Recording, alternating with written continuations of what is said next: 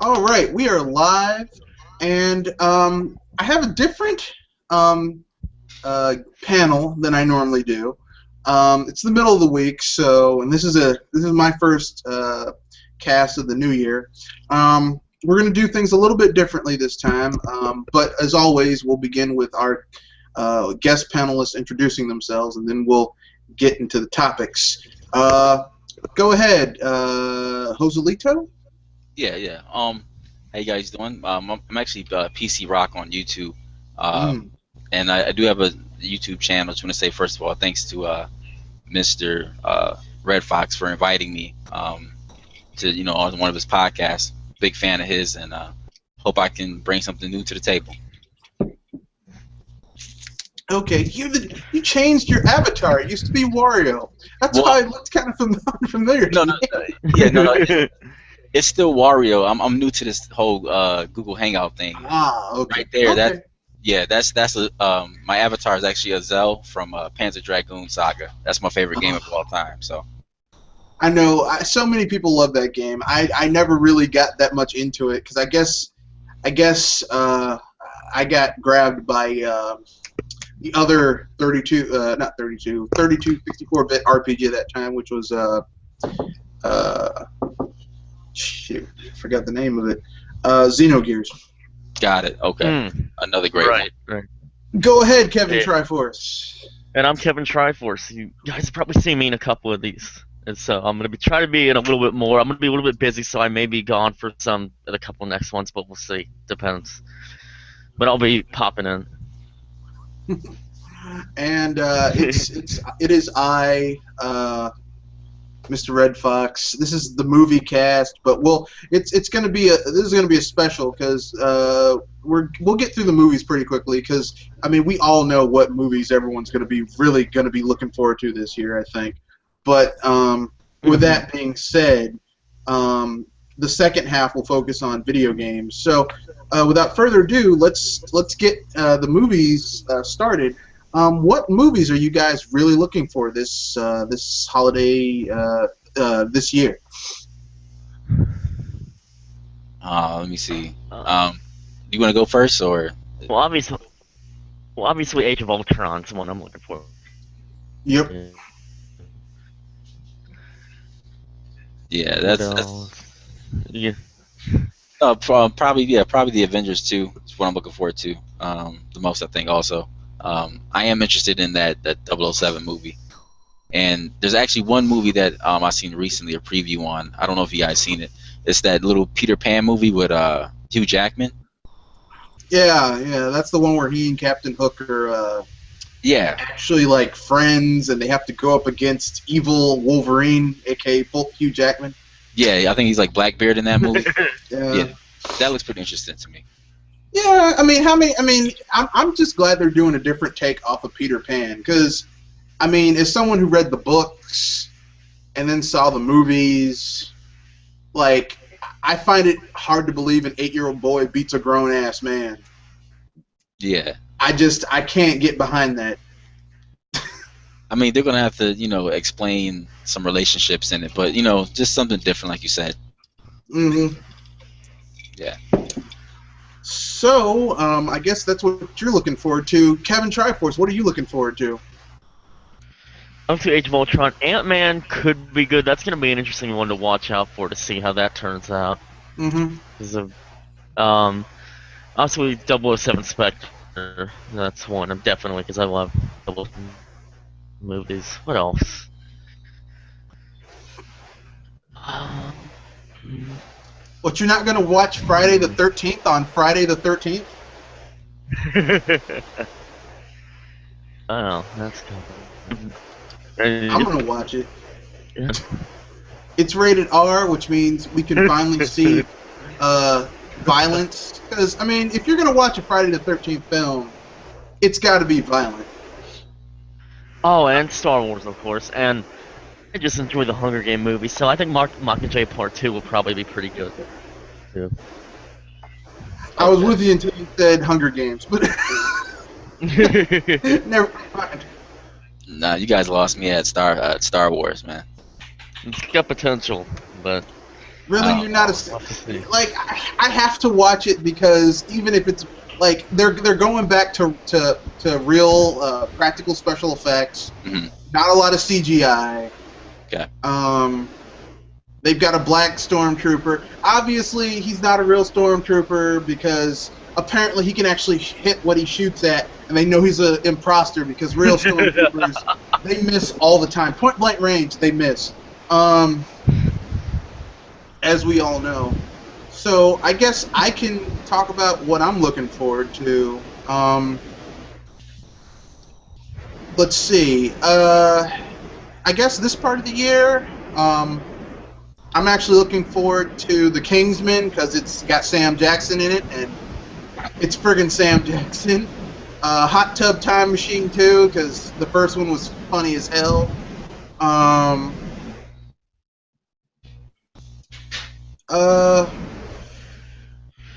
I like Ant-Man. I'm liking Ant-Man 2. I like the trailer that I saw for it.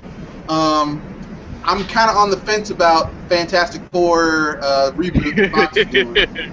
Because we haven't seen... I mean, they have been quiet like a rat pissing on cotton over there at Fox about that movie. And they push up the sequel by a month. I'm like... That's actually coming out, like that's real? Yeah. What talking about? Yeah, like, July. Yeah, like it's supposed to be coming out this year, but Fox hasn't released a trailer. They haven't, like even Warner Brothers with that monstrosity that was Man of Steel. They have released trailers. Slow down. Wait. Fox. Wait, hold on. Slow down. Are you saying that Man of Steel was a travesty? Yes, it was. Okay, you gotta explain this. Just explain it. Average. Explain it so I can understand. I'll explain it. You have to understand my age group. I am 28. I'll be 29 in February. I was one of those people whose family got HBO. Got it. When I was a very little kid. HBO used to be like a trash station. It had really good comedy specials, really good boxing and stuff that now would be pay-per-view, and it showed a lot of like old reruns of relatively good movies, some stinkers. And what they used to show all the time was Superman 1 and 2, the good ones, good ones. Okay, and you're a kid, you don't know anything about looking up what are they called, TV Guide or movies or like show schedules or anything. You just heard the John Williams score and you knew Superman's coming on. And then, you know, I mean, that made me into a Superman fan. Then later on, when I got older, I found out my dad was a huge comic book person, and I inherited a lot of his comics. I became like I really liked Superman and Batman, all that stuff. And, you know, like I watched the cartoons, I watched the TV shows, huge Superman fan. But here's the thing. Man of Steel got the #1 rule about Superman just totally wrong. First of all, they made Superman into a dark, gritty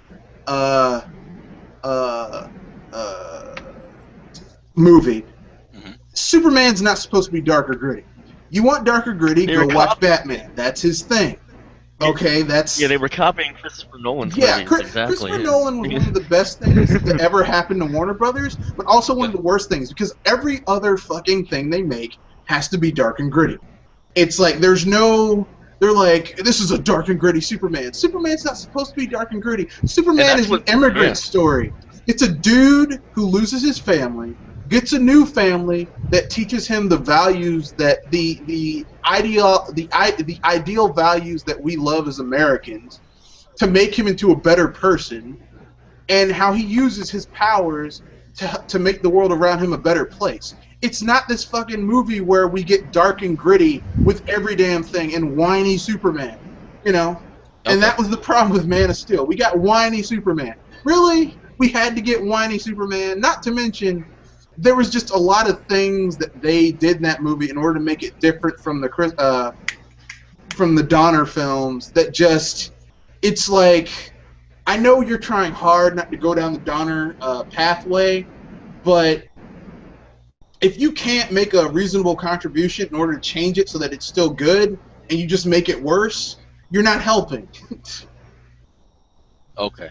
Now, did you guys see Superman Returns? Yes, I did. Okay, what'd you think about that one? I thought Superman Returns was a love letter to the two Donner films. The problem with Superman Returns is that it was a wrote by the book Superman story. Lex Luthor somehow found Superman's Fortress of Solitude and stole his kryptonite gems and used them to make new land masses in a real estate scheme because that's Lex Luthor's thing apparently. And, I mean, Okay. it was very rote. If Okay. Superman Returns could have been a good movie if they hadn't gone, we need to have Lex Luthor. But in all other, like, because here's the thing about Superman. How do you make a story about a dude who has no perceivable weaknesses? Okay. You can't, Okay. unless you give him someone who's more powerful or just as powerful as he is. So that's why they added the General Zod and the new Kryptonians and all that garbage. But the problem is that that film was like designed. It was made. It was designed to basically. I mean, it was Bryan Singer's love letter to what he grew up with, what I grew up with. But the problem is that he never deviated from that. Now, on Zack Snyder's problem with Man of Steel was that not only did he deviate from it, it's not like he took it and made it his own. I guess the best example would be, see, what was something that someone took it and made it their own superhero film, and deviated, but in a good way. Okay, I'll give you an example. Sam Raimi versus Mark Webb. Now, Yeah. Right. like, Mark Webb isn't a bad director, and his Spider-Man films aren't terrible. Any like things you can say that are negative about him is mostly studio interference. Had Mark Webb not had Sony Studios with a dagger sticking, like, just gently caressing his back, and they're like, yeah, you better do what we tell you or we'll stab you in the kidneys. I'm pretty sure he could have made a really good Amazing Spider-Man 2. But I mean, if you see what he did to it, okay, like Sam Raimi's Spider-Man movie was more Ultimate Spider-Man, so he had organic webbing and all that junk. Whereas Webb's Spider-Man is the Amazing Spider-Man, like the thing says. He has to make his web shooters, and his first girlfriend is Gwen Stacy, and it's like it's very his Uncle Ben wasn't as good as the Uncle Ben they had in Raimi's thing. It's just Raimi handled that better. Now back to the Superman thing though. Do you prefer Superman to fight a continent of kryptonite, or do you prefer Superman to fight someone he can actually fight? Because me, I prefer to see Superman actually fight in movies instead of him That's the thing. messing around with like Superman Richard is- Pryor and Superman is like. continents of kryptonite. You see what I'm saying? Like I see understand what you're saying, Oh. but Superman is the thing is this. Superman, it's hard to make a Superman action film because he's so damn powerful that unless you can only use the Kryptonians once. What are they going to do for a Man of Steel sequel? Doomsday. He killed, yeah, but you can't even take. You can't. You'd have to look. Okay, Darkseid. I'm not gonna get into how that would require Warner Brothers to build an entire cinematic universe, kind of like how Marvel did, which is, I mean, that was one of the things I was gonna bring up. How Marvel basically scared Fox and Warner Brothers and Sony into shitting a brick with how they built their cinematic universe. Yep. Exactly. Because at this point, it would make no sense cinematically for them to just jump from, okay, Man of Steel was supposed to be another origin story for Superman because we haven't had like 6 or 7 of those. And, okay, so that was his origin story, even though Wayne Industry exists. And we know that, like, if you read the comics, that Superman and Batman are around the same age. So, like, it messed up the continuity, but whatever, it's Warner Brothers, we'll go with it. So, we're gonna jump from, he killed the new Kryptonians, he doesn't have a Fortress of Solitude, to, they're gonna jump to Justice League with the next movie. No, Batman versus Superman, which isn't really gonna be a Batman versus Superman thing, with Ben Affleck. I don't know if it's gonna work.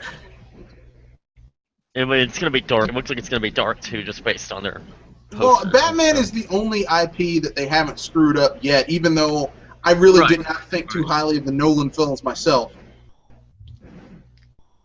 Man, I know it's blasphemy. Mhm. You didn't like the Man, Nolan this one's films? I didn't. man. I didn't. I know, like, here's the thing. I don't like Batman talking like he's been punched in the throat 3 times. Agreed. But I mean, but we don't want to go back to Batman and Robin and No. those I films, don't want right? to go back to Batman and Robin. I don't want to go back to Batman Forever. I would like to go back to the Batman and Batman Returns, though. I mean, but for that to happen, but for that to happen, we need a time machine and Michael Keaton. No, what I'm saying? we don't need Michael Keaton. We just need a director who understands. Yes, Batman is dark, but that doesn't mean you can't have style. Like Nolan's Batman is dark, but where's the style? His Catwoman looks like. I'm sorry, but Michelle Pfeiffer still is the best Catwoman I've seen. I'm sorry that scene where she introduces herself and she does all the friggin' black backflips and shit and goes meow and the thing blows up behind her. Still a better interest than that shit that was in that third Batman movie with Nolan. I'm sorry, I just don't. Heath Ledger was a pretty good Joker. A very dark, psychotic Joker. I find myself more liking the Joker that is psychotic, but he closes it with trying to be funny. But he's the only one who gets or even knows what the joke is. Like no one is in on the joke except for him. I like that Joker. Ledger's Joker was just, this guy's totally unhinged.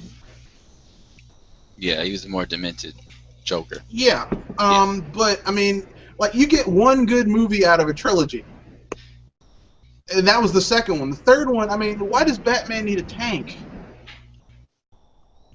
That's the Tumbler, right? Or isn't that the new Batmobile? No, why does Batman need a tank? I mean, here's the thing. Batman is basically like a ninja, right? He's about stealth and sneaking up on people. Like, that's his whole thing, is that you never know where Batman's going to jump out from. There is nothing remotely stealthy about a tank. True. Very true. But, I mean, this is Nolan, and he's like, well, we're going for realism. I'm like, I don't. A guy in a bat suit. But anyway, it's just, I mean, the thing is this. Nolan built this dark, gritty, somewhat realistic environment, although for some reason neither Batman and Robin nor the third Nolan Batman film could get a Bane that looked like Bane. Like, the Bane in Batman and Robin looked like a caricature of Bane. The Bane in the Nolan film looked like he was eating too many damn cheeseburgers and not exercising at all. Man. I don't know. I mean, I don't know what's so hard about getting a dude who looks like a roided out freak to play Bane. I mean, you have to be on roids, right? I think that's the hard part about it. Yeah, well, no, I mean, the thing is you can get a dude who is, like, built to play Bane. You don't even need a dude actor because he wears a fucking mask. You can just have a dude do his voice. What you don't need is a dude who does not look all that strong. I'm sorry. The dude who, I was like, really? This is who we're afraid of? Really? Really? I felt more scared of the dude who kicked Batman's ass in Tim Burton's The Batman in the church. That dude looked more vicious than this guy. Mr. Wayne, I'll be right with you, but first I have to finish eating these plate of cheeseburgers. That's the threat. I mean, the only threat Christopher Nolan's Bane had was, against a platter of cheeseburgers. Now, if he gets to White Castle, you might be in trouble, but, I mean, Yeah, I've seen Batman Begins in The Dark Knight. I know what happens in Rise. I haven't seen it yet, but I heard, is Bane hard to, like, understand what he's saying? Is that... I've heard that. It was Nolan. No, see, here's the thing. Nolan grounded his movies in semi-realism, and the thing is that Batman is not supposed to be realistic. Mm-hmm. Like, Bane is a fucking Spanish mercenary who is incredibly intelligent, but what they don't tell you is that when Bane broke Batman's back, which is like iconic, big, cool thing, Right. they wanted to. Batman had to fight his way through Arkham Asylum, beating up tons of dudes that he put in there in the first damn place. By the time he got to Bane, and he had to do all of this being in his mid-50s. Okay? Like, I mean, he wasn't in the best of shape. I mean, even though Batman is constantly in, but, I mean, it doesn't matter. If you're a 55-year-old dude, unless you're Superman, you're going to be a 55-year-old dude. Even if you're in really good shape, you're still 55 years old. And, you know, Bane is a roided-out freak. And he beat him up and then broke his back. Right. But then we got the Batman and Nolan's thing, which is Cheeseburger Man. But, Mr. Wayne, I'll be right with you, but first, I have to finish this plate of delicious crudités. But I mean, I digress. Basically, Warner Brothers would have to build their Cineverse, and they're not going to be able to do it because when they should have been making, you know, their their Superman films, like when they should have just been doing, okay, here's our origin story. Okay, next we'll do the new Kryptonians comeback story. Next we'll do our Brainiac story. Really, Batman, the Man of Steel should have been the Brainiac story.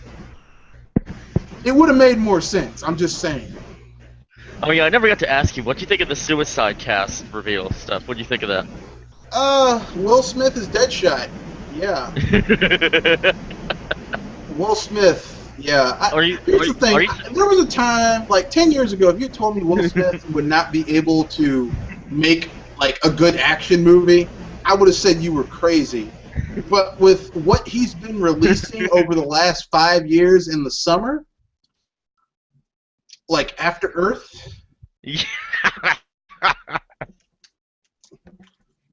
Of course, Yeah. as soon as they said M. Night Shyamalan, I was like, that movie's gonna suck. Yeah, it's It's M. Night yeah.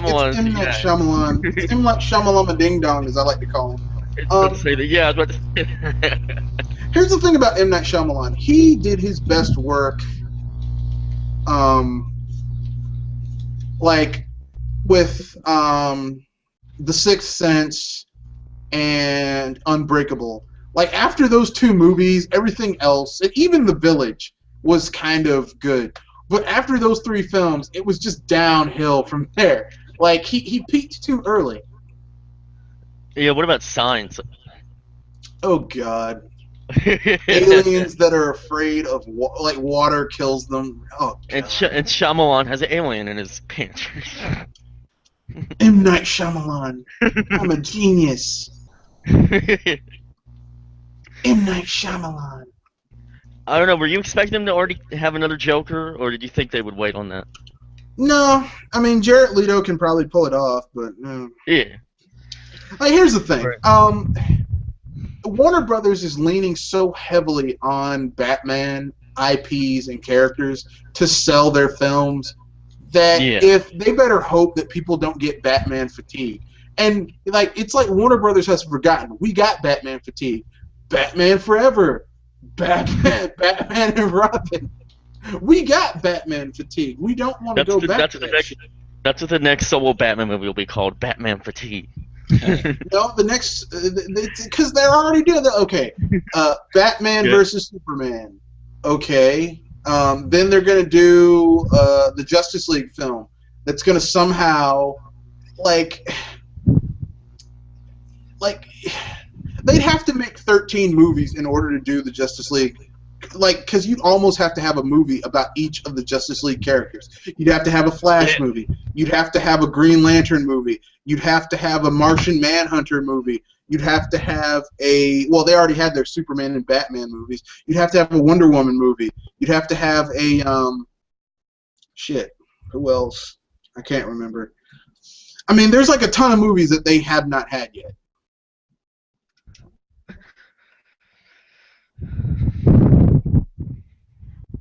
But I don't know.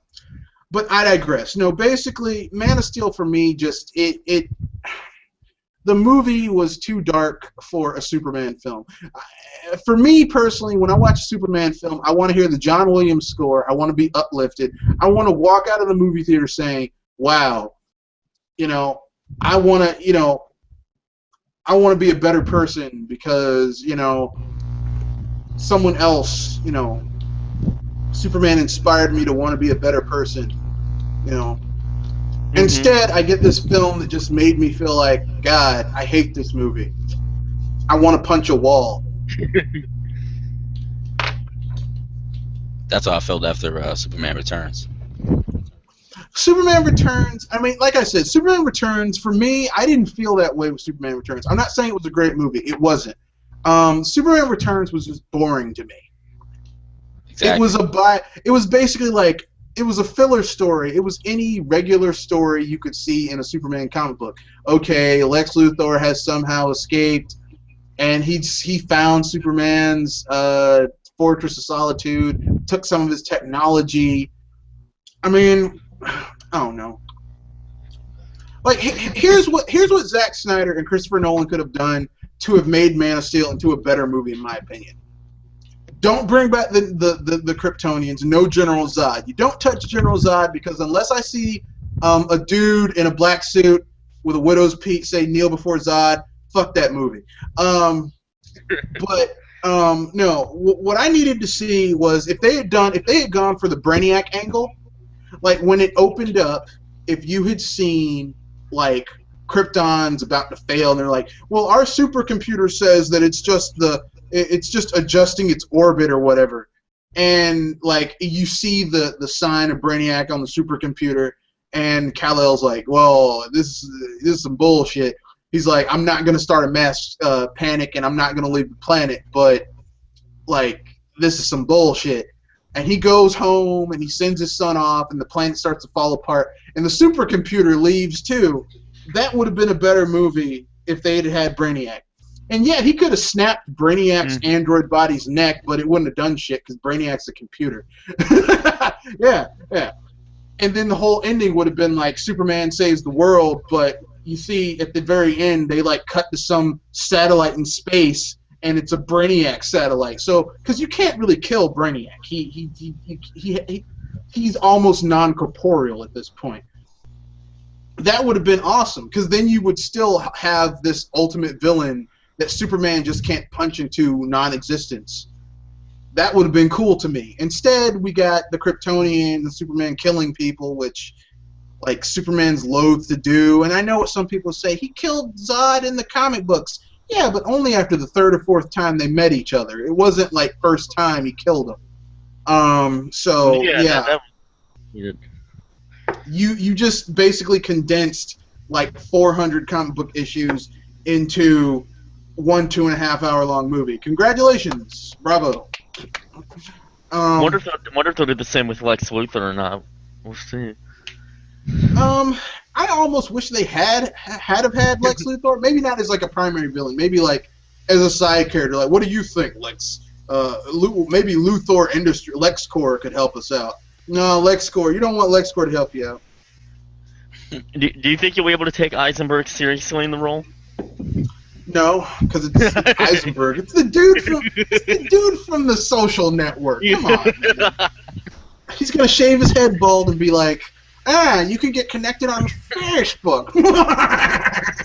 I'm sorry, I just can't take him seriously.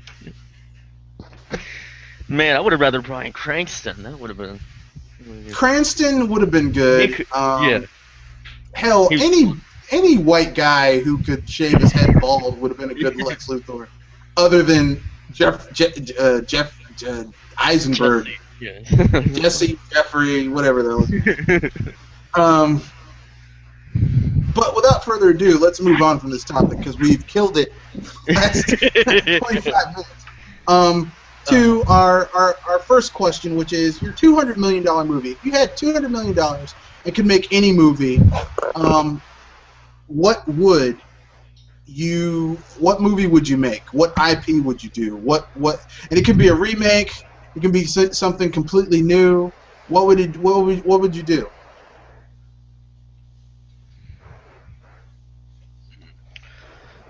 I would do a computer animated Zelda movie. There you go. Oh, Risky as it is, I would do it. and the haters have already moved in on you. Rosalito, or sorry, PC Rock. What would you go with? Man, I'm going for a remake of Blade Runner. Ah. I could see that. I could see that. Yeah, I could see that. Yeah. You know, Ridley Scott would probably kill you, but I mean, I would, if I have, how much you said? 200 million. 100 million. 200 million, right? If I offered him 100 million of the budget, I'm sure he'll help me make it. I don't know, man. Ridley Scott's kind of Or- particular. Either that, or I would like a pre-sequel, I guess, to Kill Bill. Like, I want to see what the assassins did before the movie started.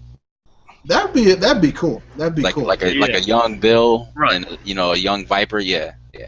That's what I want to see. That would be cool. That'd be cool. And It you doesn't have- wouldn't even need 100 million. You wouldn't even need 200 million. You just give 50 million to Quentin Tarantino. He'd do it.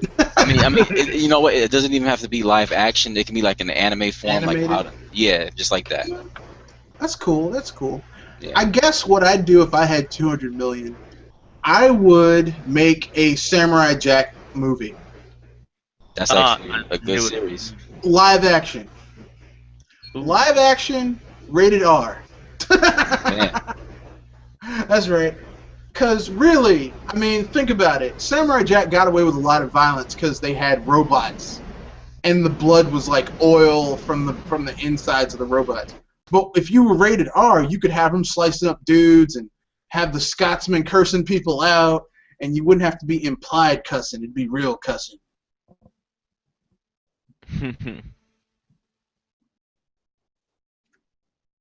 Yeah, that's true.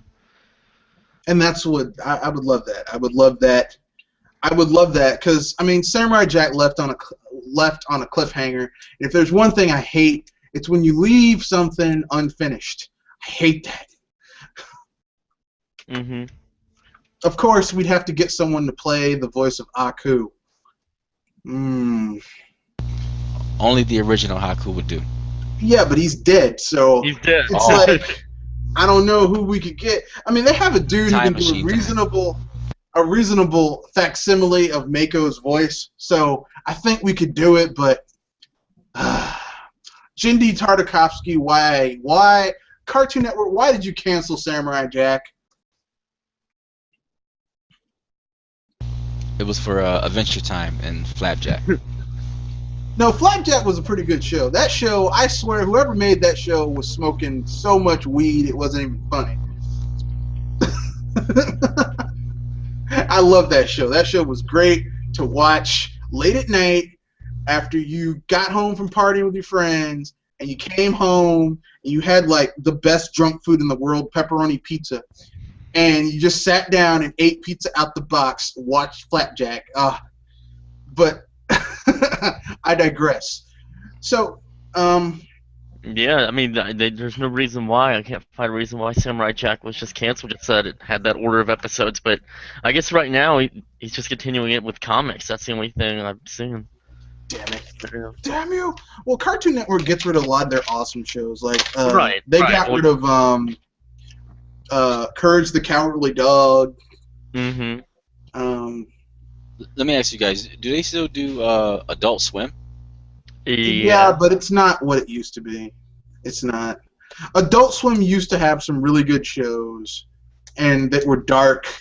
I mean, I don't even think. Do they still have Aqua Teen Hunger Force? Let me look. Kinda. I haven't watched it, man, in at least about 5 years. Yeah, I used to watch it a lot because basically I would get off of work because I was living in D.C.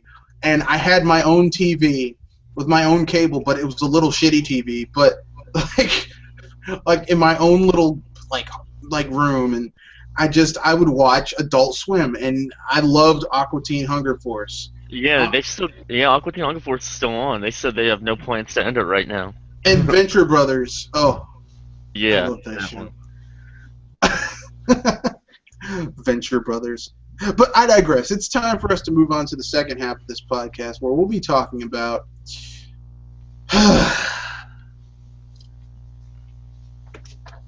video games, modern day video games, Sony, Microsoft, Nintendo.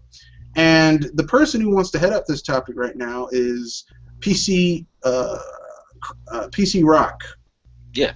So without further ado, I lend you the floor. Well, I don't know, Fox. This is how I would like it to work. You ask me a topic about anything you want to ask in the industry, any type of company, any type of game, any type of YouTube community type of things you've been seeing, and I will give you my honest opinion, no bias. Oh, I got a good topic for us. Did Greg and Colin finally leaving IGN? Got it. There you go. I mean, they had to make their own life decisions. Hopefully, IGN can stop sucking now. Too late. Straight up. Straight up. Hopefully, if you look at their videos, yeah, the videos they're doing now, it's just their advertisement for their like funding page. It's like they put it like every couple minutes on there. Let me put it this way. IGN, I knew IGN was in trouble when they had their post E3, like who won E3 last year, and like Greg and Colin looked like someone had made them eat a turd because Nintendo won. I mean, literally, these dudes looked like they were in pain to admit that Nintendo won. And I'm like, damn, when you let your fanboyism get you to that point in life. I mean, but people have to. I mean, if there's someone who's upset with, I mean, the Game of the Year nominations from last year or this year, I mean, you have to really look back at it. I mean, really look at what came out and, compared to what won. Like, was there a game that was better than this? I'm Nope. talking about from a quality-wise, it really wasn't. Nope. So how can you debate it? How can you debate it then? I looked at the game. I made a video, a controversial video, because some people got pissed at me in my comment section. Game of the Year. I said that Dragon Age Inquisition, because this was at the Game Awards. Right. The Game of the Year, that Dragon Age Inquisition is not Game of the Year. And people got mad. Like, how can you say that? You don't know what you're talking about. I'm like, I have the game on PC. And across all platforms, it has bugs. It has major issues. There's side quests that can't be completed. Is the game better than the previous installment in the series? Yeah, but that's like saying, well, last time I was here, someone threw me through a plate glass window and I had to get 17 stitches in my face, and this time they only stomped on my foot. Yeah, it's an improvement, but you still got assaulted, I mean, it was interesting to see the Game Awards give Nintendo the other awards, so that was interesting. I mean, they didn't have much of a choice with how bad this year's been, though. Exactly. This year has been shit, and So I remember last year. My bad. Well, I remember. Well, yeah, 2014 was a shitty year for gaming, unless you were a Nintendo gamer. Exactly. And the only reason I say, and that's why I was kind of shocked. People like, man, Nintendo lost third-party support, and I was like, if they're not going to put a decent effort into putting games on the system, I don't want their games on the Wii U. And I'll be damned. They put out some of the worst games I have seen in a long time on Microsoft and Sony systems. Okay, well, I mean, about the whole, Nintendo, if you guys, were talking about the whole Nintendo gamer thing this year, it was a bad year unless you were a Nintendo gamer. I am a Nintendo gamer. I got my Wii U maybe like the same month that Monster Hunter came out on the Wii U. I bought my Wii U. Mm. Okay, and the first day I got it, I got Mario Brothers U. I got Monster Hunter, and I got Batman Arkham City. Mm-hmm. Now, this year, after Donkey Kong, you guys didn't feel kind of like a drought to Mario Kart? There was. I mean, be honest. Let's be honest, right? I am going to be honest. It wasn't. Donkey Kong, I would have felt a drought, but I mean, we had some decent eShop titles come out. eShop is. I mean, eShop is cool. Like I like Shovel Knight, and I like. There was a drought though. Yeah, there was I mean, a it was drought. a drought. There was a drought of AAA was a drought, titles, right? yes. There were no Okay. AAA titles dropped, so... Okay. Now, so then once again, I'm a gamer first and foremost. Yeah. I do. See me, I favor, and once again, you know, Fox, you said that you were 28. I'm 29. Yep. So the same era you grew up in, the same era I grew up in. I'm a Yep. Sega and Nintendo man. Yep. Okay. Now, after Mario Kart, until we got Hyrule Warriors, that was another drought. Like that. I mean, I was I'm not playing. going to say that was a drought. Hold on. I was playing Mario Kart just like you guys. Yeah. See what I'm saying? And I still felt the drought because there's only so many times I could play Mario Kart before. Exactly. Before I get tired of it. You know? I understand, but there was so other many, things so to many play. blue shells hitting me in the face. You know, like Yeah, there's, but there were other things to play. Like, I understand what you're saying. Yes, it felt like it was a drought. But really, I mean, like, okay, we're in the same age group. I remember when Nintendo came out with one big game a year. and those are those are called the dark ages of gaming. You understand what I'm saying? To you? No, that's just how it was. And we weren't like, we're in a drought. That was the worst. We had one really big game a year, if we were lucky, and then we had a lot of third-party games. We did not have third-party. I mean, there were some third-party games on the system, but by and large, they sucked.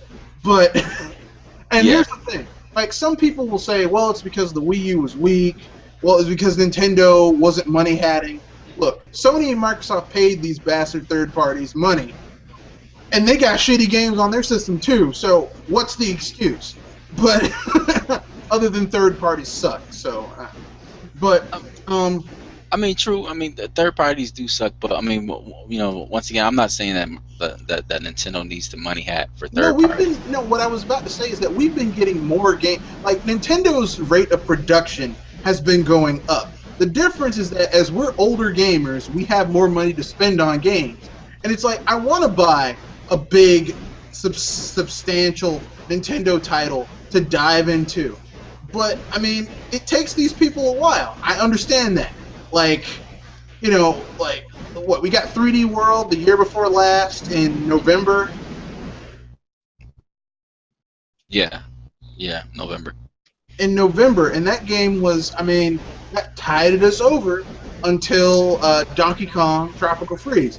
Now, Okay, when did Donkey Kong come out? I think it was like February. yep, Okay, I was done, literally 100% done with Mario by December 25th. damn. See, that's what I'm trying to say. Is like me, when I get a game, I don't move on to the next game until I beat that first game that I have. So, like Yeah. for me, No, I understand what you're talking. you know, it's kind of sparse. Now, like this year in 2014, I'm gonna tell you right now, and even last year, the 3DS pulled a lot of slack for Nintendo. Yeah. For me personally Oh, yeah. speaking. Like, Oh yeah, I you know, mean, like, that's I'll what I was get- about to say. I mean, Yeah. there was some good stuff dropping on the 3DS, and I mean, that's why I tell people, look, if you don't want to go with Microsoft or Sony, and you don't want to give your money to a lot of third parties, I would tell you to get Nintendo's handheld. You should buy Aside both. It's like a from- package deal, like same day. Buy both. Well, I won't say buy both, but I mean, you should buy at least 2 or 3 years into the life cycle of either their handheld or their console. You should have both of them. And the only reason I say this is because, like, you'll always have something to do. It's like, you know, like, you can't always home console, but I don't need to because I can play Pokemon on the go. I can play Smash Brothers now on the go. I can play Harvest Moon. I can play Persona. I can play Bravely Default. And, you know, now that Nintendo's gotten with the times and lets you download full, like, games on your thing, oh, God. No longer can I lose cartridges. Oh, Yeah. I don't know. I mean, what do you guys think about? I mean, I guess you already said 2014 was kind of a shit year for gaming. if you weren't, like I said, if you weren't Nintendo, you just, I mean, third parties let everybody down. And the sad thing is that they specifically lied to everyone. They were like, well, the reason what's holding us back in the 7th gen was the hardware. The hardware was holding them back. And then, like, Ubisoft made a game that was only on the current gen consoles, and it was shit. Yeah, I mean, I think when it comes to that third party thing though, that people are still holding on to like the PlayStation 2 era, Dreamcast, original Xbox, and GameCube era. Like that's not the way it is anymore. Third parties, it's Or not the shit. same no more. Yeah, it's not the They are same anymore, shit. guys. Like you guys need to let it go. Let that go, because Let me put it this way: if there's you a know, third party and they're incorporated and they have stockholders and a CEO,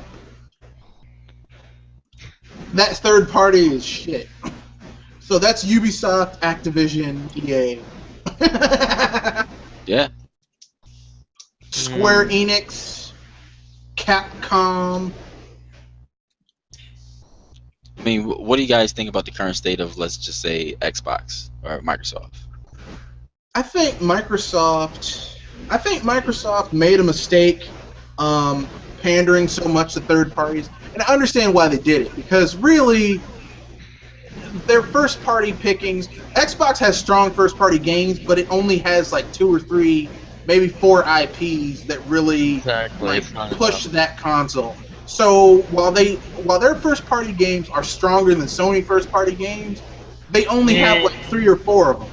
Yeah, that's where Sony has them with the number wise. I mean, but Sony has the opposite problem. They have a lot of first-party IPs, but despite what many Sony fanboys saying, this is a great game, they don't sell that well. So if you put $100 million into making a game, and you only make $120 million back, you only made a profit of $20 million. You can't sustain that. And so Sony, a lot of their studios have shut down, been absorbed into other studios. I mean, both Microsoft, I'm telling you, Microsoft, instead of spending $100 million on a new Xbox One controller, they should have taken that $100 million, said the new Xbox One will use the same fucking controller as the 360, and we're going to give this $100 million to Rare so they can hire somebody so they can make some first-party games. Low-budget, quality first-party games that are only on our system. Man, they need to fix the dashboard on the Xbox One. It's slow. In a lot of respects. But that makes sense, and I Microsoft doesn't know want to make why. sense. Yeah, I know, and they took away voice messages because you can't message using voice chat. I mean, Well, they did that because they had to provide more power. No. Well, I do believe that they're going to bring that back though, like in an update. What's so? Nope. Yeah. No, They they're haven't not. talked about it though. They're not going to bring. You want to know why they aren't going to bring it back? Because when Microsoft made the Xbox One, it's fundamentally either. Here's what they're going to have to do in order to bring back voice chat and all the features that people like. They're either going to have to do one of two things. They're either going to have to, from the ground up, rebuild the Xbox One, and that's going to cost a ton of money.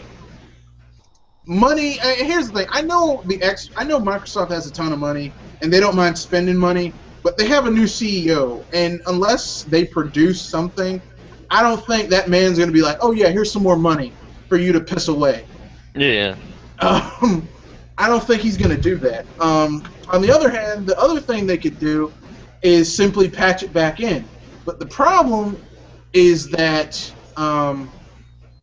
if they do that, it's going to take away that little half a core that they gave third parties to make better games on their system. And either way,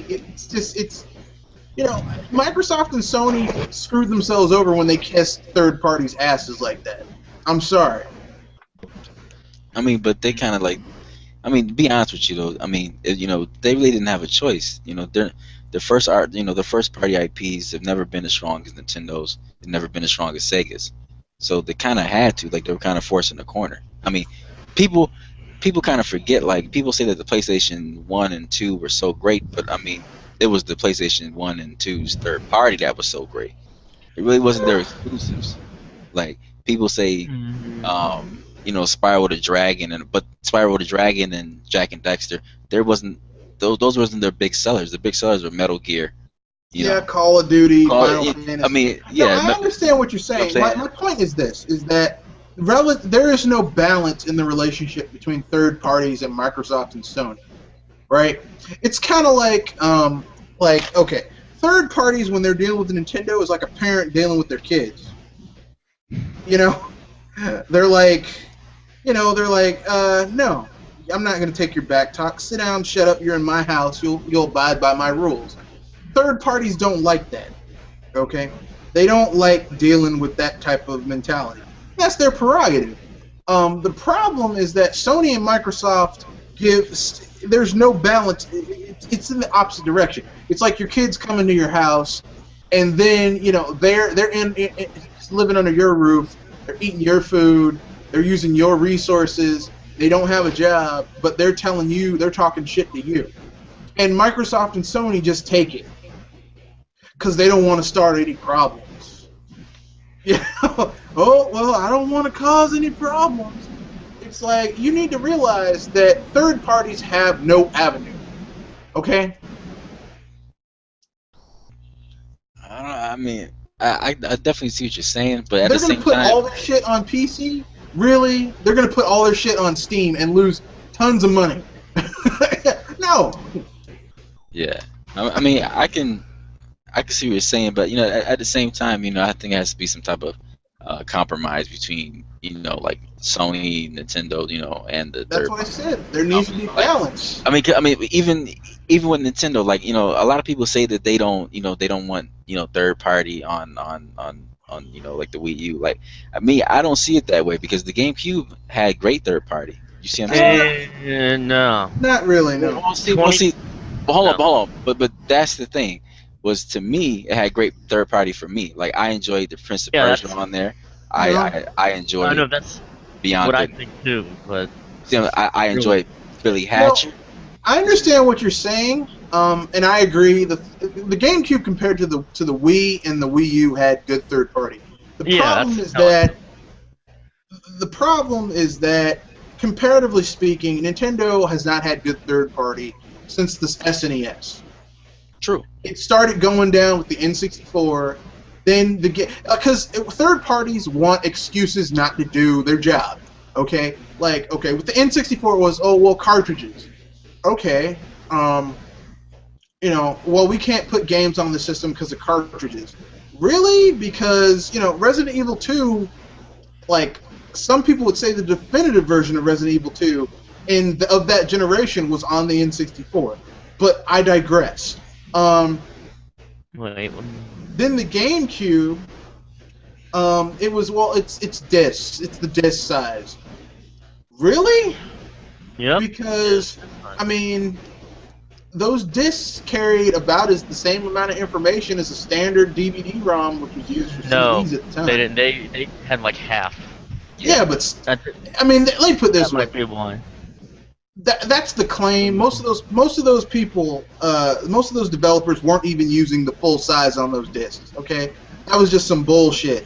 Okay, it's always bullshit. Okay, they're like, well, we don't. It's not big enough. Let me put it this way: I played games on my PS2, used multiple discs to play that game. I played games on my GameCube, multiple discs to play that game. It's just bullshit that these people. It's an excuse for third parties not to do their job. Then on the Wii, it's the architecture of the Wii is not strong enough. But even with that one, the Wii did have some unique third parties that I enjoy. Once again, like No More Heroes, Yep. Yep. But at the same time, I really wouldn't. Me personally, I did not want to see like Mass Effect on the Wii. It probably would have looked disgusting. Just saying. Yeah, I don't know. I think the first Mass Effect could have ran on the Wii. Technically, would you really want to see it on there? No. I'll be frank with you. I'm one of those people that I want games to be on so many. I want games to be on everything if possible. Unless you're holding it back. Do I think the original Mass Effect could have been on the Wii? Yeah. Mass Effect 2, if they had applied themselves, let me put it this way. They put let's see, what did they put? They put Xenoblade Chronicles on the Wii. Xenoblade Chronicles is fucking huge. Okay? True. So when people tell me that a system is weak, I'm like, eh. But once again, would you have preferred if they put Mass Effect on there?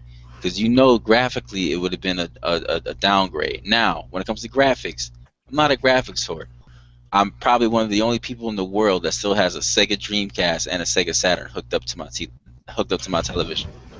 I don't have a Saturn, but I do have the Dreamcast. I know exactly what you're talking about. I've got this. Okay, so I'm just saying. So from that being said, you know I'm not a graphics whore because the games on the Saturn look disgusting compared to now. But Yeah. I still enjoy them. But I'm just saying, I don't think I wouldn't have seen that Mass Effect 1 on the Wii U. I mean, excuse me, on the Wii, on the original Wii, because it would have been in standard. No, I understand what you're saying, but here's the thing. I don't think the graphical downgrade... Because here's the thing, okay? The original Mass Effect was on the Xbox, the original Xbox. The original Xbox One, the OG Xbox. Okay? The OG Xbox was power-wise on par with the GameCube.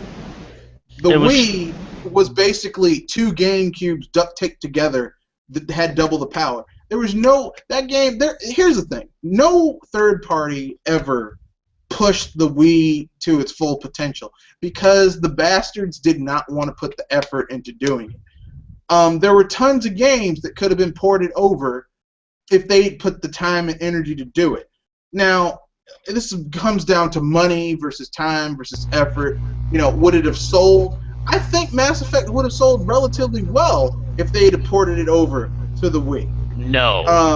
No. I don't think so. No. I don't think so Really? either. Really? An install base of 100 million. No, They port over Majority of the people that had the Xbox Wii were One casual version. gamers. They port that shit over. It set maybe it costs like $2 million to port over. They sell 10 million copies. You don't think that would be a profit for them? Oh, wait. 10 million copies? Okay. There's no way in hell that's happening. And this is why. And this is why. Even good third party that actually got good promotion on the Wii did not sell that much. Sell 1 million? Yeah, sold 1 million. Yeah, So- you're right about that. It wouldn't be 10 million. But It I would. mean, here, let's do the math. Okay? If they ported over the Xbox, the original Xbox version of Mass Effect over to the Wii, and we know from Yves Guillemot, that piece of garbage, that it costs about $1 million to port a game over to the Wii U. So it probably costs less to port a game over, comparatively speaking, from the 6th gen over to a 7th gen console. So we're basically talking. Let's say half that. Okay, let's say half that. Let's say every Generation Elite was 250,000. So let's say 500,000 to port that shit over to the Wii. So that's $500,000 they spent.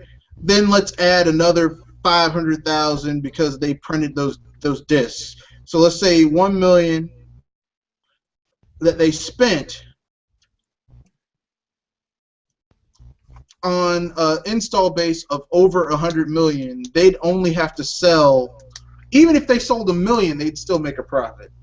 Now, let me ask you this: do you really think that they will sell 1 million? Yeah, Mass Effect, hell yeah. No, and Mass Effect was on the 360, not the original Xbox. No, it was on the original Xbox. No, it wasn't. Yes, it No, was. No, it wasn't. Here, let me prove. I know Mass Google Effect it. was on the original X. No, it wasn't. It wasn't though. It wasn't. No, but That's what honestly, I was like, what? no, but honestly though, I mean, I don't think it would have sold. I mean, once again, good third party on the Wii didn't really sell, and believe me, I bought them. I know. Right. I know, but my thing with the what were we talking about first? I think we were talking about the Wii U, right?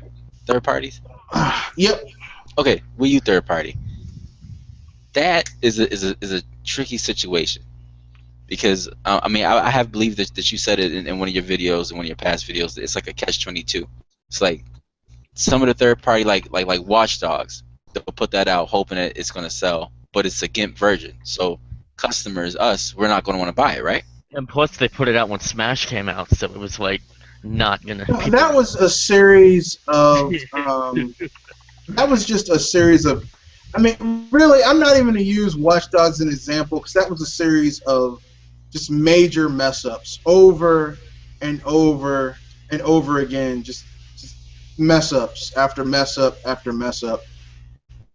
Okay, so well here, let me ask you this: on your Wii U, what do you think is the biggest problem for you personally on the Wii U? Like, what is a con that you don't like about it?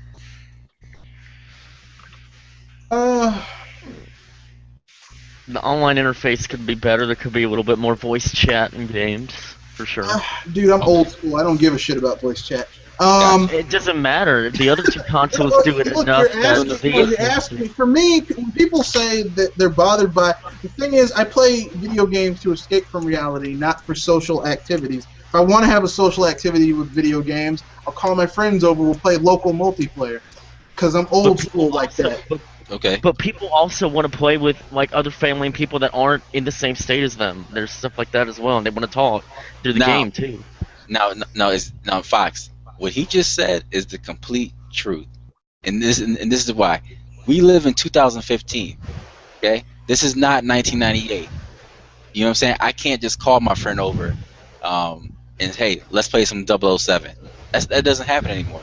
So, for me, my biggest problem is online voice chat, universal, and friend invites. Now, if that had that, I know 3 friends of mine in the real right now that will go buy a Wii U right now. Because it doesn't have that, they're not touching it. Because there's no reason why I should, like, if I want to play you in Mario Kart, I have to talk to you before the race. Not in the race. I want to talk junk to you in the race. Yeah. I want to hear you scream when you're at the finish line or on a jump and I hit you with a green shell. You understand what I'm saying to you? And like, there's no reason why I have to call you up on my personal telephone or use Skype to play with you in a game, to have to talk to you. Mm-hmm. That's inconvenient. Yeah, that's my biggest problem with it. That onus is not on Nintendo. Who was that on? That's on whoever has to create the infrastructure for that. No, that's Nintendo. That's Nintendo. No. That's You Nintendo. don't understand what I'm talking about. Okay, the infrastructure is there. Nintendo has the infrastructure in place to have those types of features. But it's up to whoever's making the game to put it in there.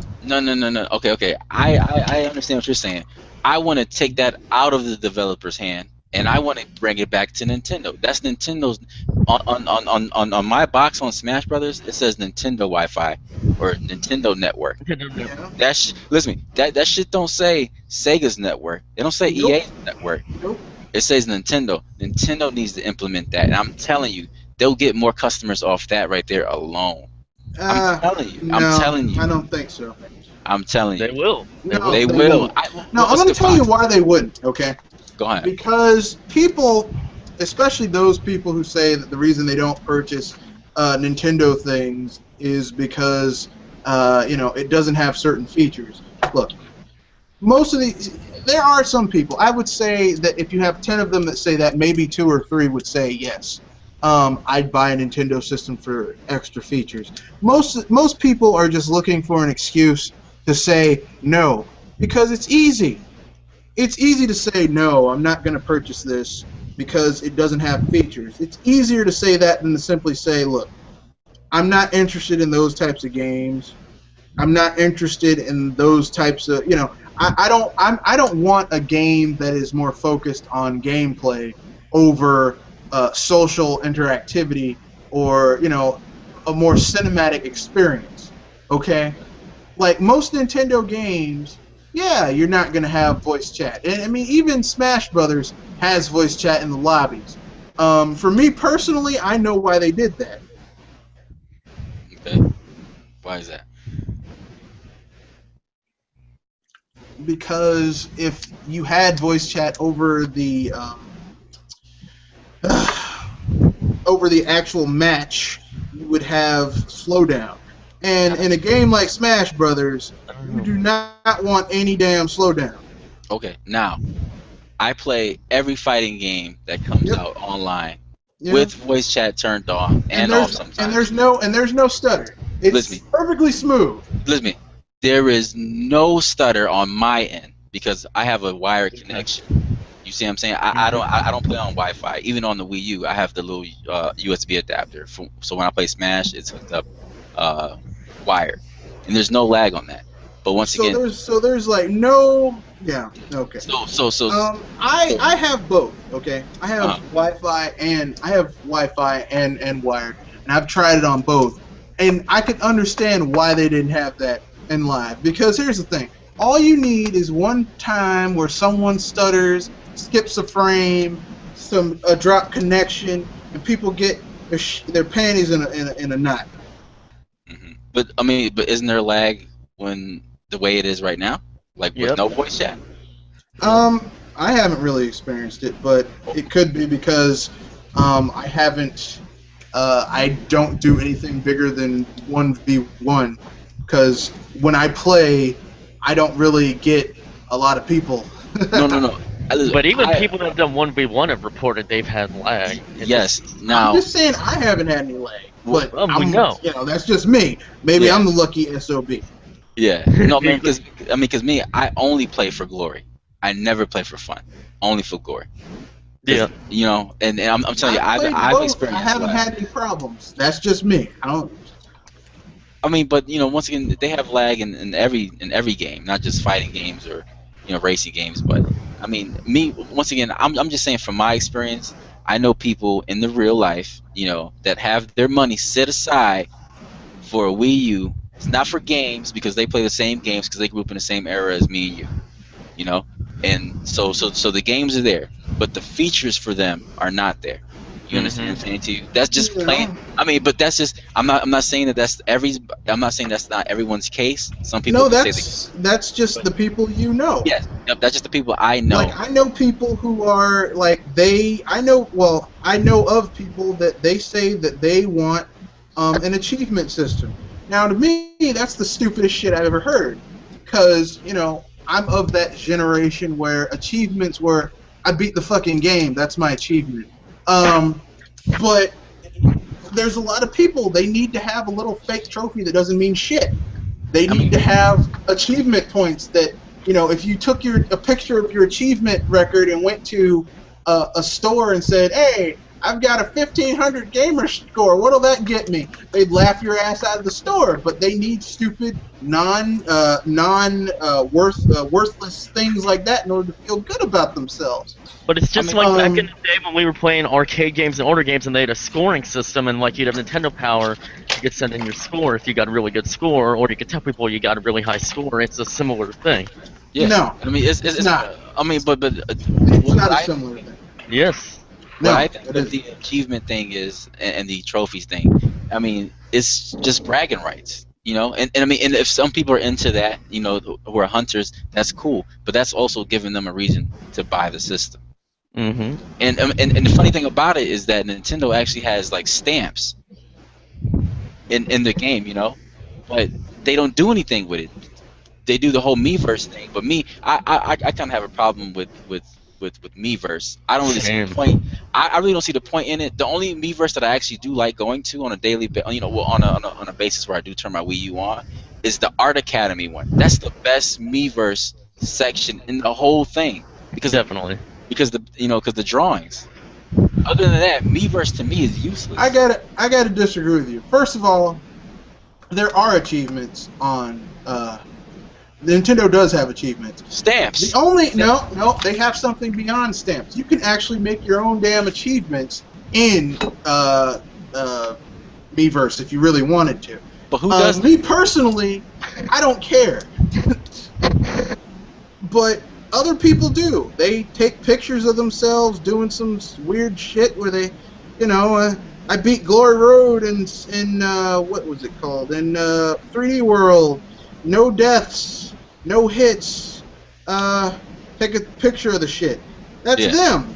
Me personally, take a picture, and that's their achievement. But me personally, I find that to be mostly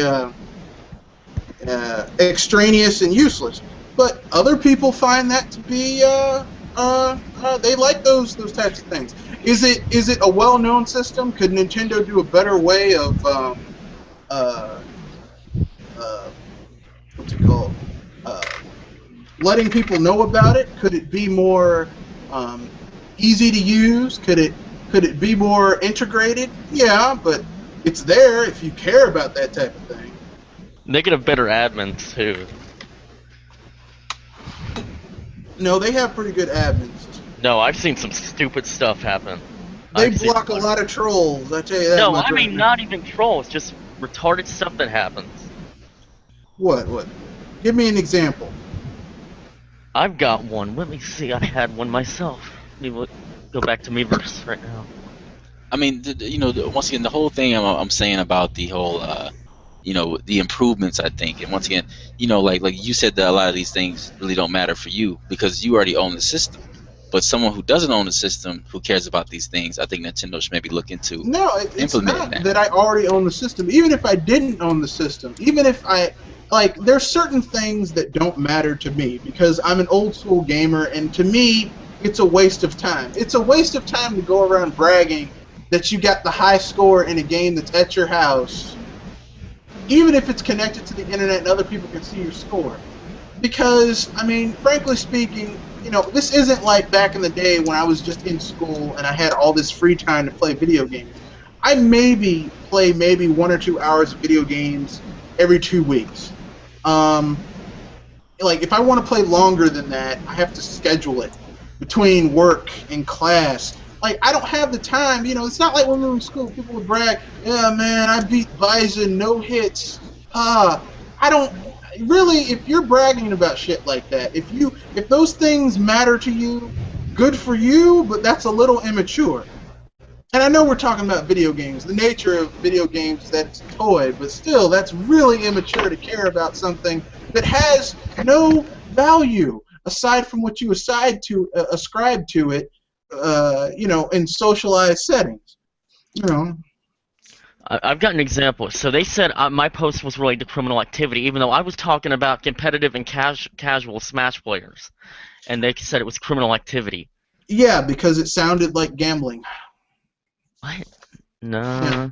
It wasn't nothing like that. Whenever I hear people mention, because I've heard people mention this, yeah, we should have the amiibos fight each other. It sounds like you're gambling. I was just saying. He was saying Brawl wasn't casual. I just said, well, Brawl is casual, and Melee and Project M are considered more competitive, is essentially what I said. Really? Oh, God. Yeah. That's okay. Generally what is accepted in the Smash community, is what most people say. Oh, God. Okay. Melee is considered competitive because it has a lot of exploits, especially the American version of it, has a lot of exploits that you can use in order to do all types of interesting things in it. Project M is a homebrew of Brawl. It's a hack. Exactly. Can a hack be considered competitive? It's pretty competitive if you look at. No, I understand that, but if a hack of a game, can a hack of a sport be considered competitive? For example, if you played basketball wearing platform shoes, those weird bouncy shoes that people use in order to bounce around faster, yeah, it might make the game fun, and you get slam dunks running out your ass. But is that in any way comparable to the actual sport, to the original version of it?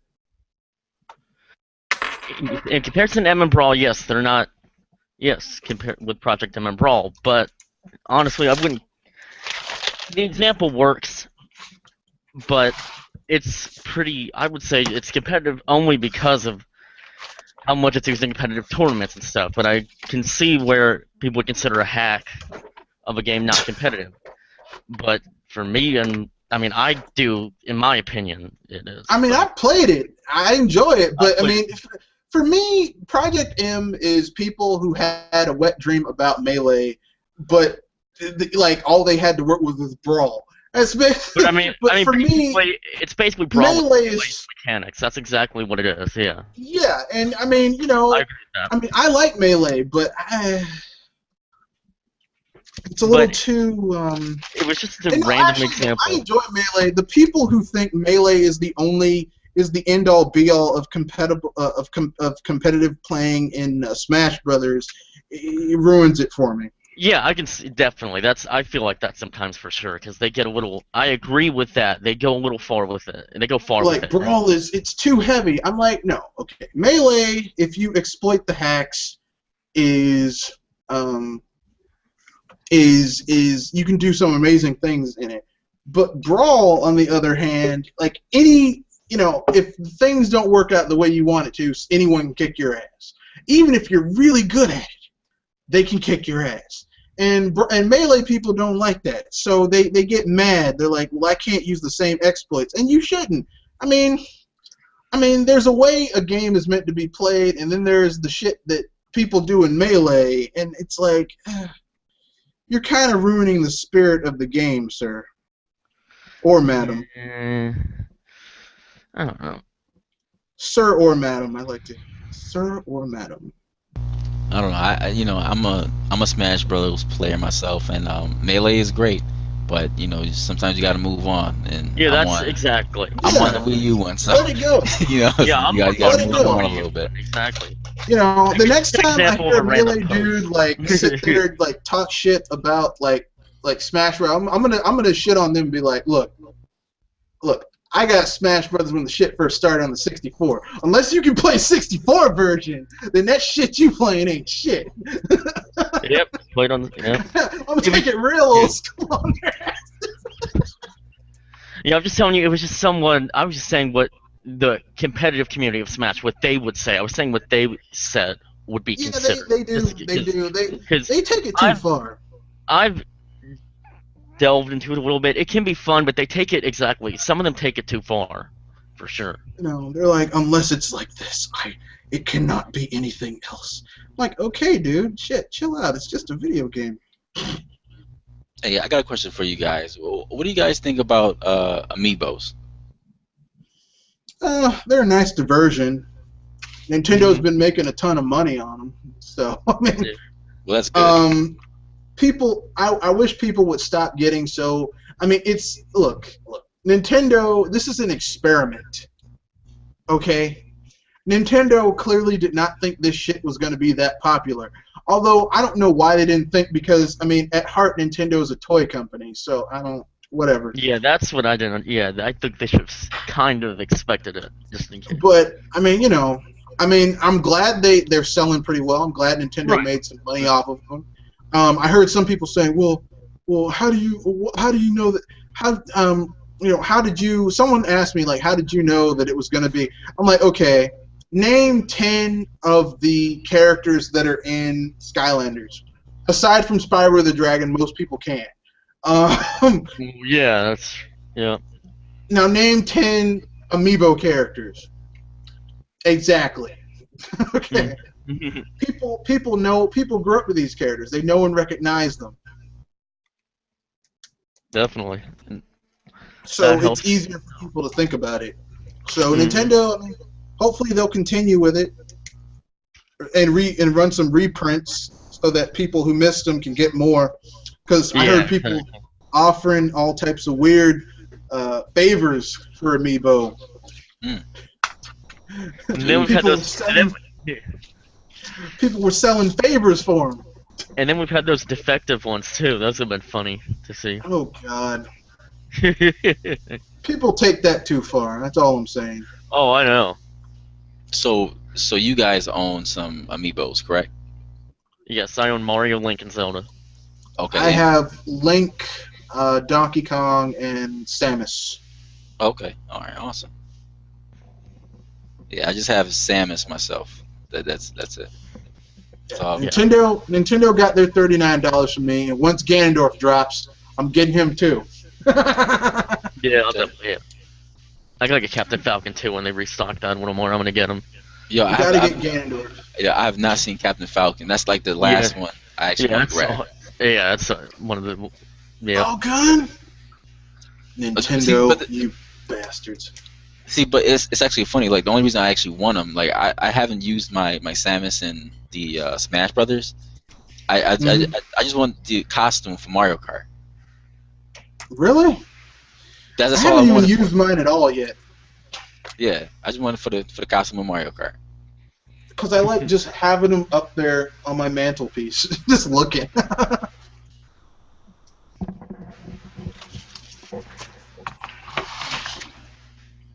Do you guys have any games that you're looking forward to this year? It doesn't have to be Nintendo. It could be anything. Well, I mean, obviously Zelda, Uncharted 4. What else? Two. Let me double check because I know there's a couple more I'm excited for. I'm gonna. What about you, Fox?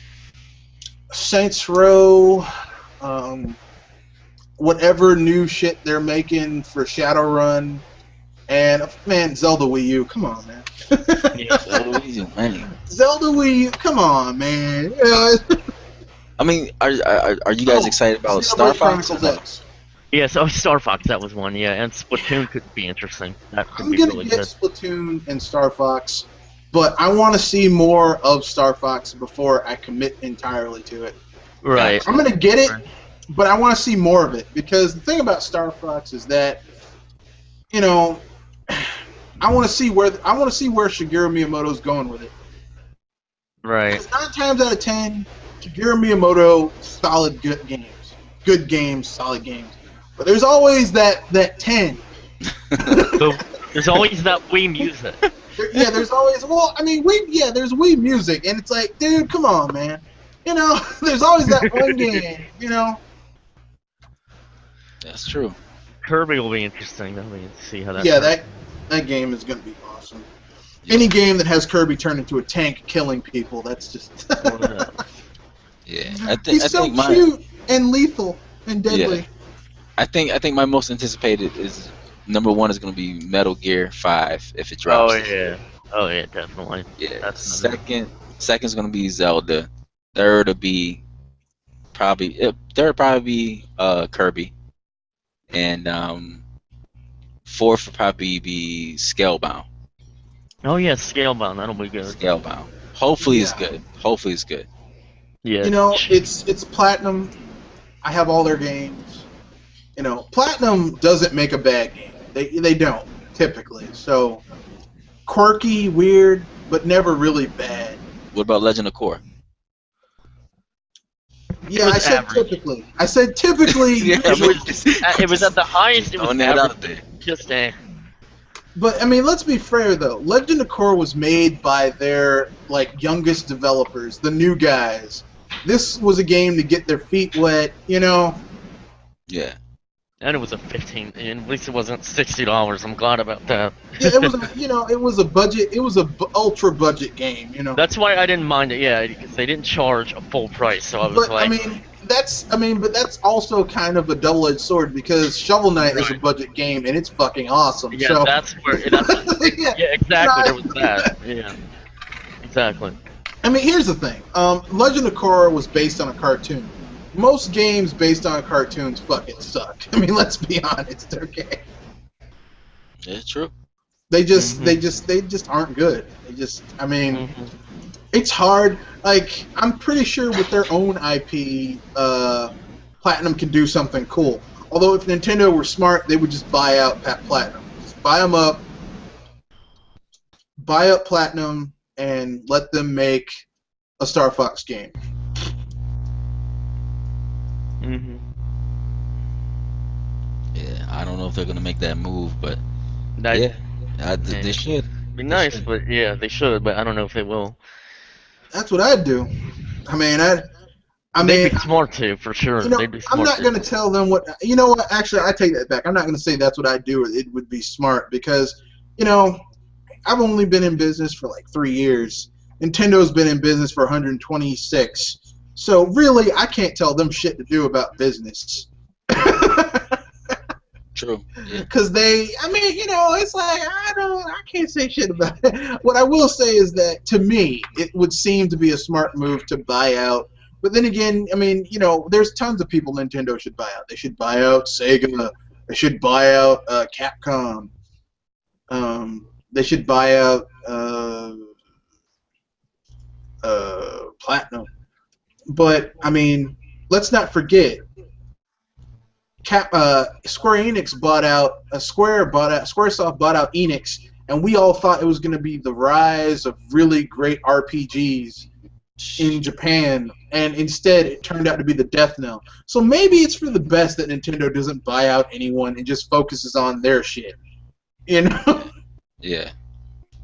It's like, look, we're just going to make our own shit. Thank you. Man. Is there anything on PlayStation 4 that you guys are looking forward to or no? Uncharted 4, possibly Bloodborne, depending on, because that could be really good. I do not own a two PlayStation 4. Probably my two main. PS3 and all the games I really want that are also hitting the PS4 are also hitting the PS3, so it's kind of like a like Yakuza 5 and Persona 5. So I mean, you know.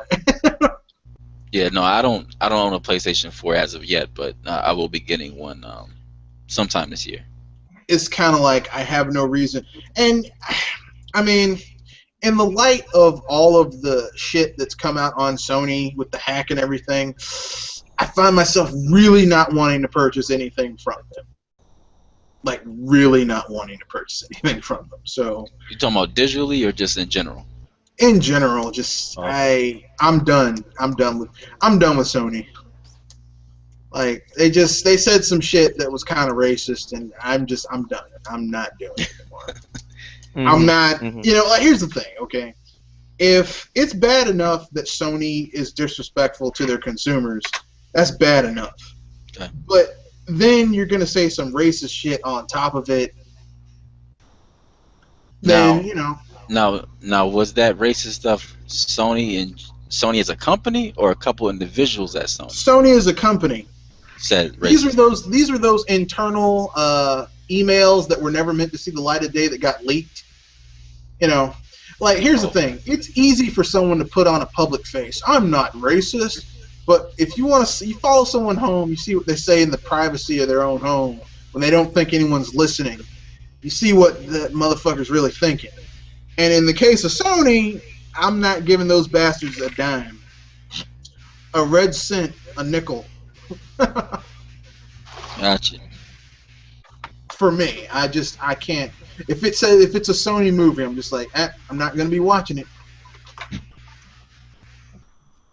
Because you know, you don't have to respect me, but when you don't respect my money, that's when we got a problem. Okay. Well, Fox, are you gonna pick up an Xbox One maybe? I don't really like Microsoft's consoles. And you want? But I have a game.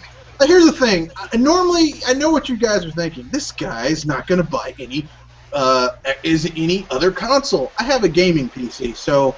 I mean, you don't need to. Yeah, once you have a game. Yeah, I don't really. You know, I can afford to give both Microsoft and Sony my middle finger with no repercussions. If you do not have a gaming PC, please don't do this. Don't do what I'm doing if you don't have a gaming PC. Or get one. But if you do have a gaming PC, you can give them the finger really hard, which is what I'm doing, because. I mean, I don't like Microsoft's capitulation to third parties. I don't like a lot of the things that they do, like how they treat customers. And Sony is just, I don't want to support a company that's like, well, we can't put a black person as the lead of a movie because it doesn't do well at the box office. And that said black person is Denzel Washington. I'm like, you know what? I'm not giving you a dime. You really aren't getting any money from colored people. Or should I say people of color. So right. I guess it's a self-fulfilling prophecy, Sony.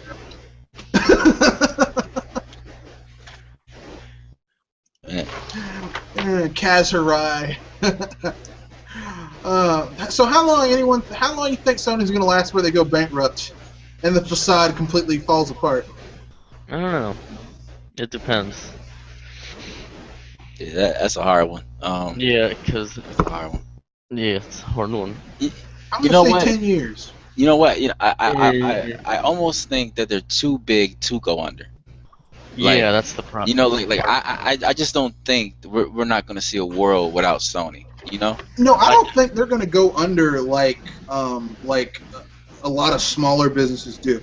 I think what's gonna happen to Sony is that like the banks that loaned them all that fucking money are going to like something's gonna happen in Japan and they're gonna call for their money and Sony's gonna be like, shit, we can't pay you, and Sony's gonna be divided up.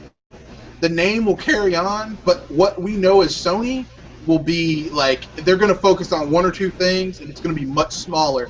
And Kaz Hirai will be fired, and they're going to give him a shit in a little box, and he's going to have to walk out the front gates with his golden parachute.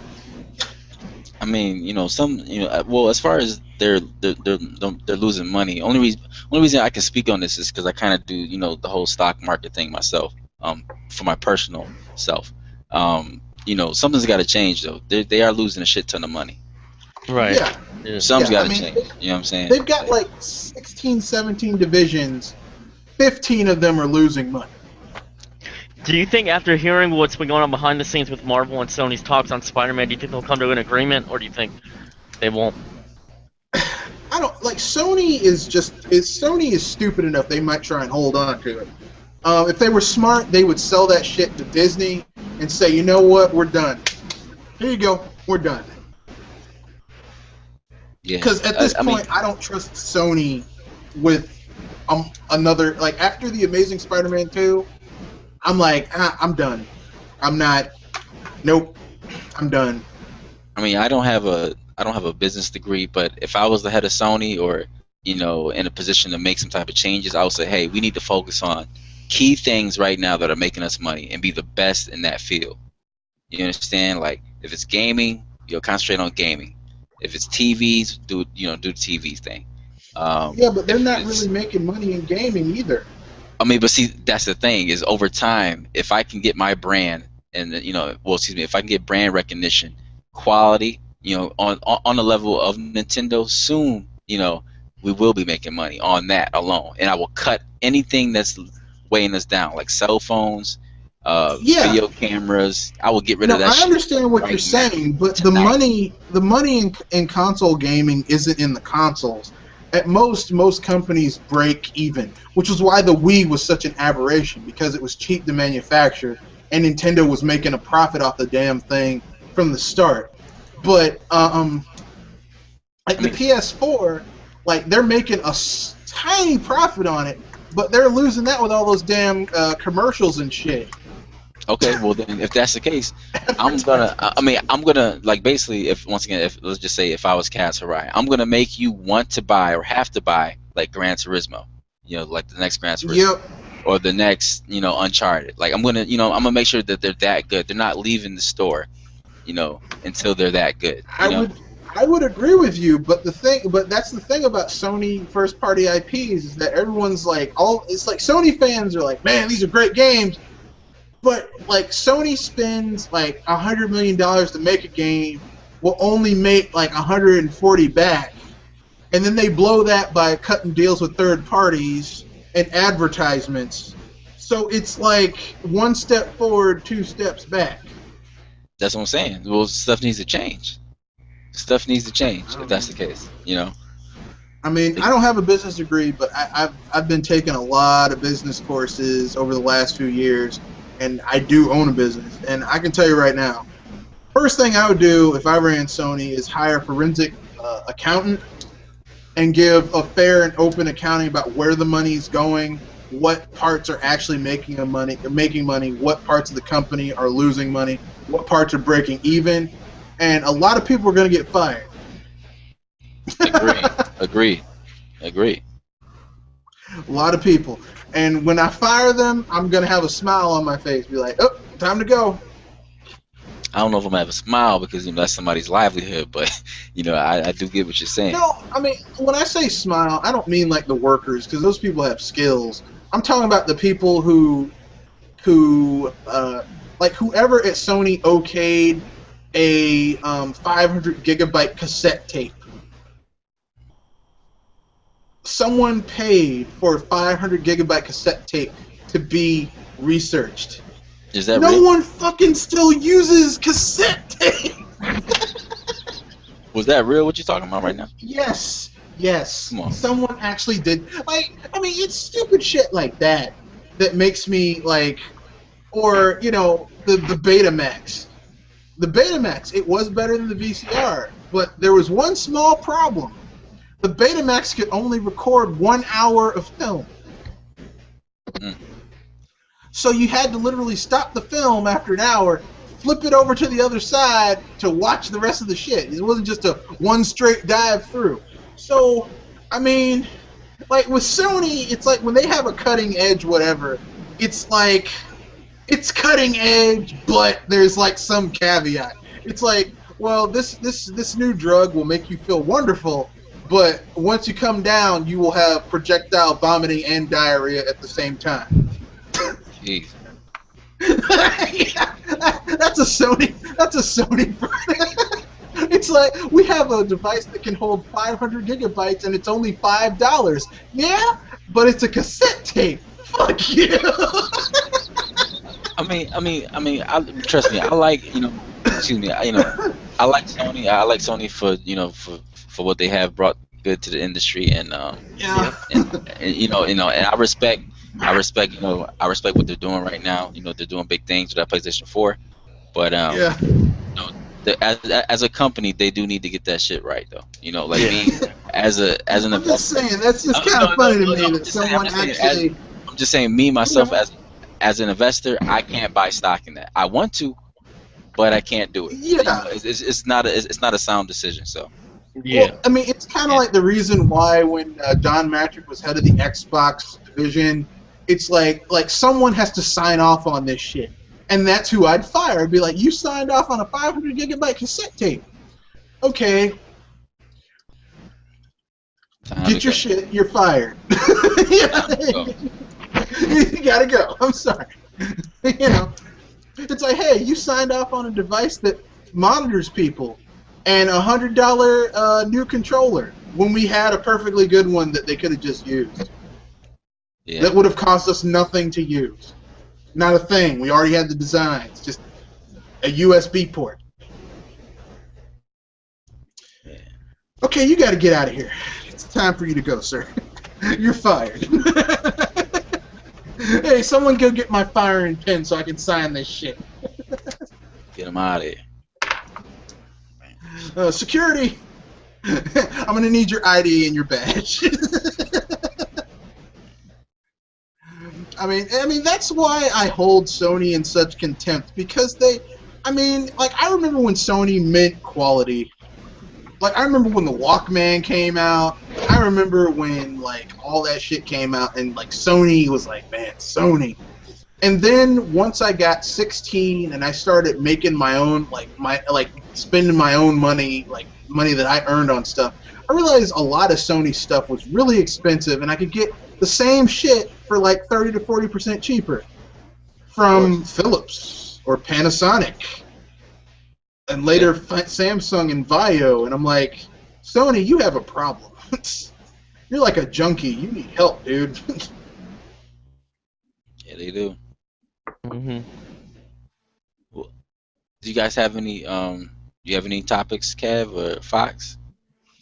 Now I think we should begin to wrap this up, because this went on longer than I anticipated. Um. Mhm. So, anyone have anything that they want to push, any content they want to push before we call it into this lovely cast, which was actually way more productive than I thought it was going to be. Yeah, turned out great. Yeah, Okay, then. Anything? Yeah, I'll go first, guys. This is PC Rock. Hopefully this won't be my last time on Fox's podcast. I appreciate him reaching out to me and letting me on. And just want to say, guys, if you want, you go check out my channel. My content is a range of things. I have collection videos, let's plays of fighting games. I do Pokemon battles. So if you guys want to come get wrecked in Smash Brothers or Pokemon, please bring it to my door. I take all comers. You can just search me. It's PC Rock, PC ROCK 1985, and I usually do have my Wario sign up, the Wario face. That's how Fox knows me. So that's it, man. Just once again, thanks Fox for having me on. No problem, dude. Kevin, you got anything you wanna?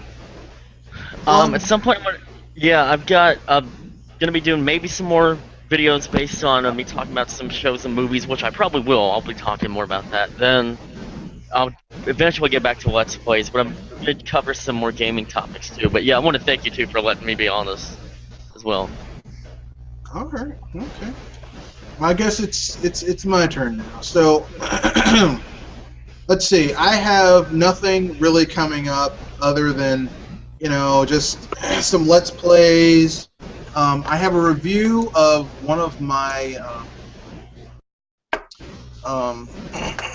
viewers and analysts games called Mr. Mix. It's a very interesting typing game that is also a creepypasta. So yeah, that's going to be fun. I also have a podcast that I'm going to be a part of later on this week. So yeah, it's being hosted by Real Gamer 27. So, and with that said, that's everything. Good night. Good night. Good night.